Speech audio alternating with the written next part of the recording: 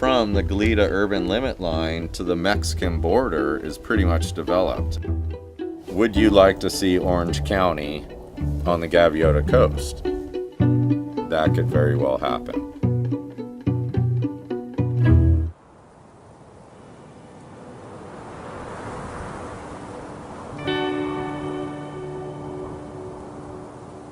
Nature is one of those things that human cannot duplicate.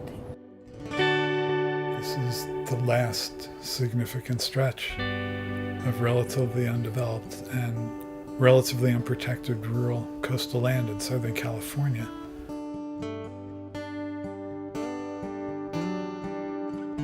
There's an interesting dimension to the Gaviota Coast, which is that the northern and southern biota of California kind of come together right around the Point Conception region.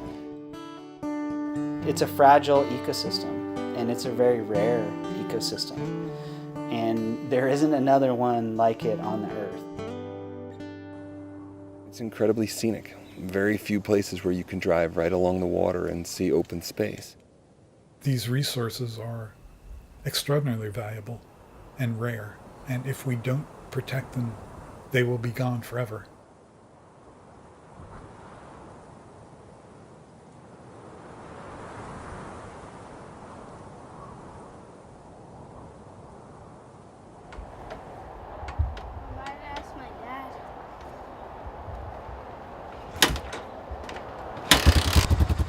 My name is Tautrim. I live here on the Aurelia Ranch, a ranch that I help steward with my father and his wife and my family, and make a living doing custom woodworking, as well as anticipating hopefully making a living in the agricultural business. We're gonna go replace a couple trees that didn't make it. Planted a windrow of Monterey cypress trees. They're doing really well.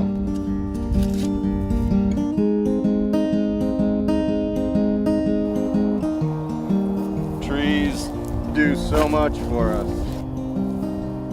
Wind shelter, animal shelter, shade, increases productivity of the surrounding soils. Give it a blessing and say, grow big and strong, tree. Grow big and strong.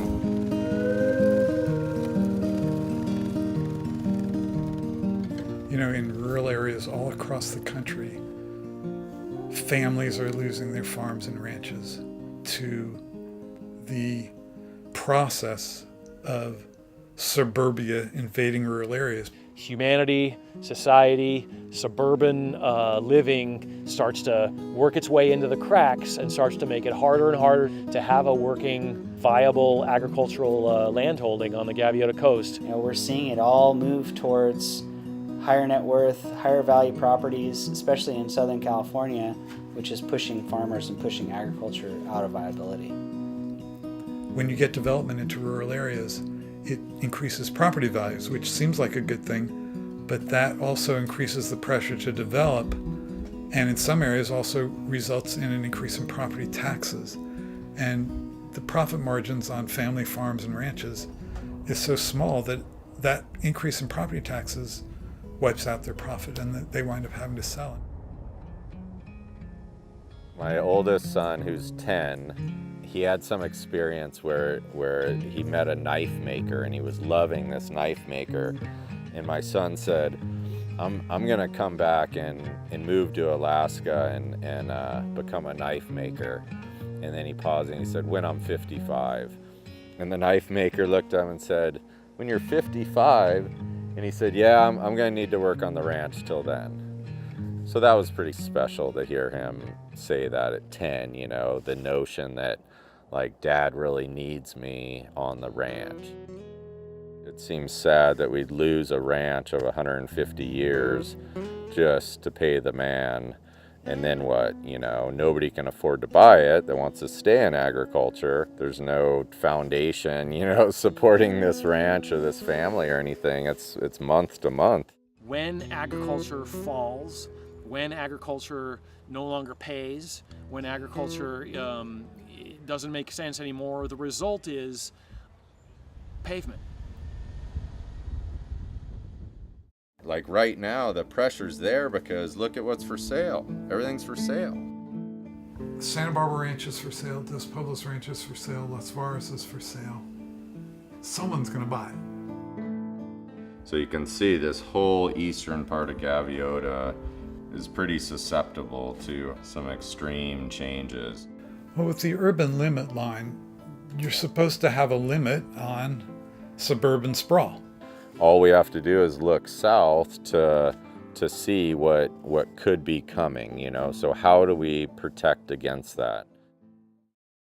My name's Leslie Freeman, and I run a cattle ranch on the Gaviota Coast.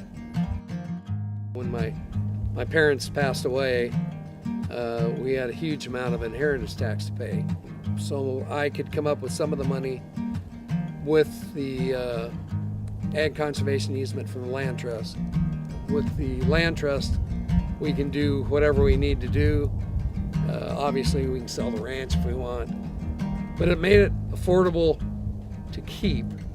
It was just, I don't know, I felt it was the right thing to do because I never wanted to see this place developed. That was my way of legislating from the grave. There is absolutely no one template for what's going to work for everybody. There's no silver bullet here. But if you add economic activity like tourism, like visitation, like teaching and having workshops as ways to diversify the income to be able to address the very real pressures that agricultural landowners have, we'll be better off.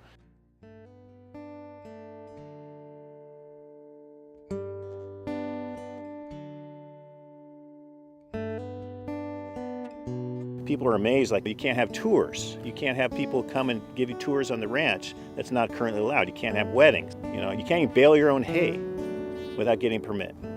I mean, it doesn't make any sense. If somebody wants to come and have an experience on our farm and they want to see what it's like to be in touch with our food, well, that's illegal. You can't do that. You need to have some additional income activities that you can do that doesn't interfere with their ag operation.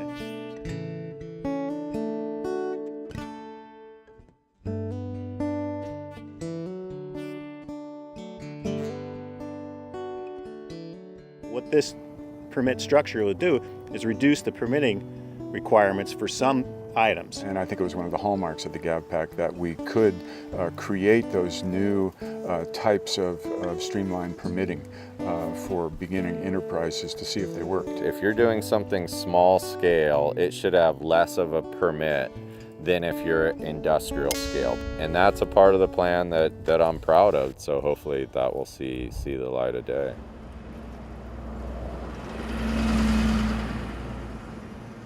Mr. Villalobos, will you read item 3 into the record, please? Yes, thank you, Mr. Chair. The following is a hearing on the request of the County Planning Commission consider making recommendations to the Board of Supervisors regarding adoption of the Gaviota Coast Plan. Mr. Brooks.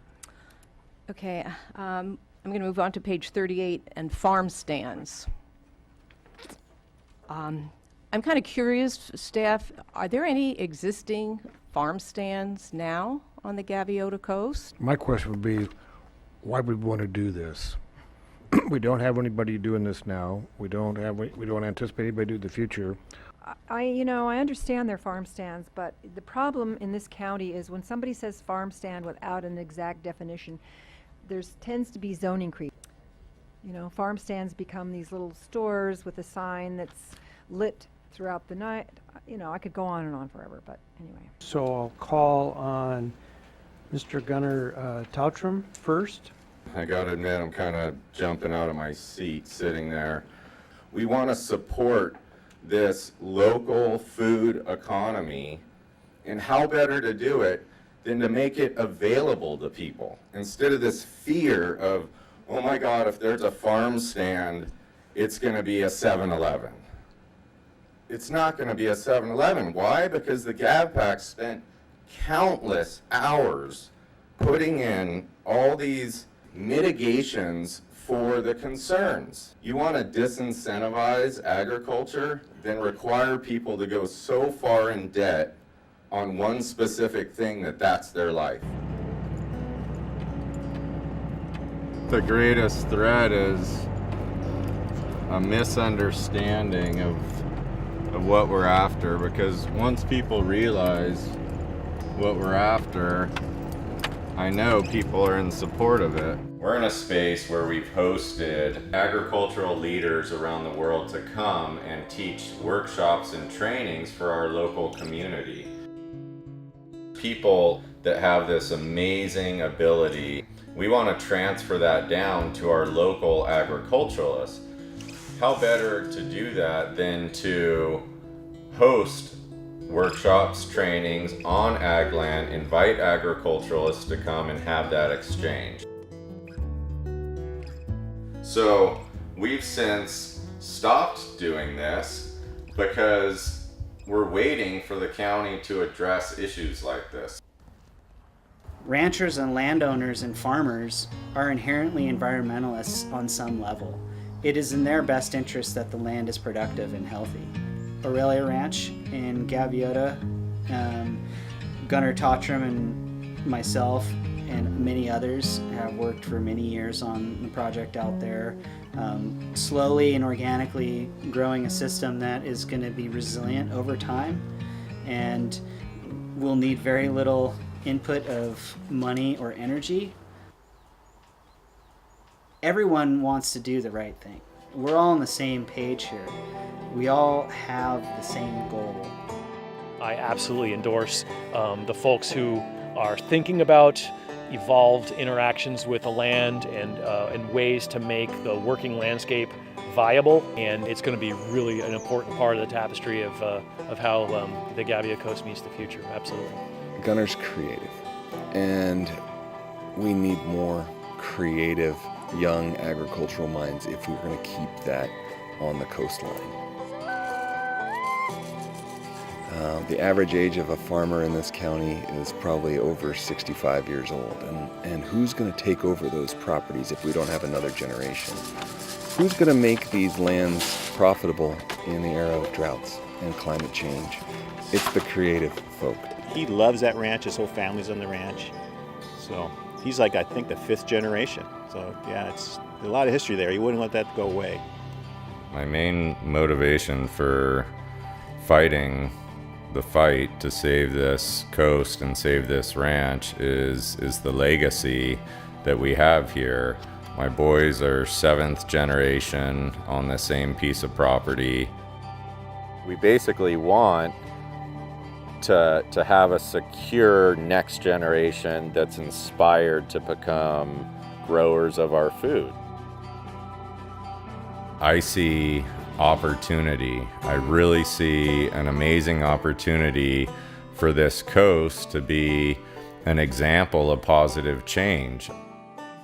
If we could create a coastline that is thriving, has abundance, has community, then there's no niche to be filled by development. Basically, we need to fill the niche before somebody else fills it for us.